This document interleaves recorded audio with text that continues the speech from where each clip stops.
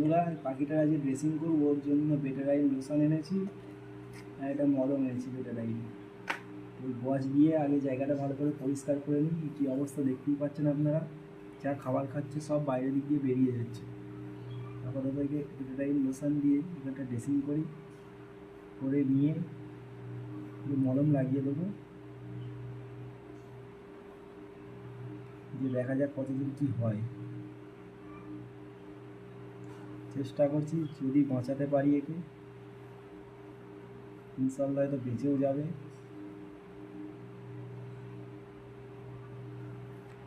কিন্তু দুঃখের বিষয় খেতে পাচ্ছে না কিছুই।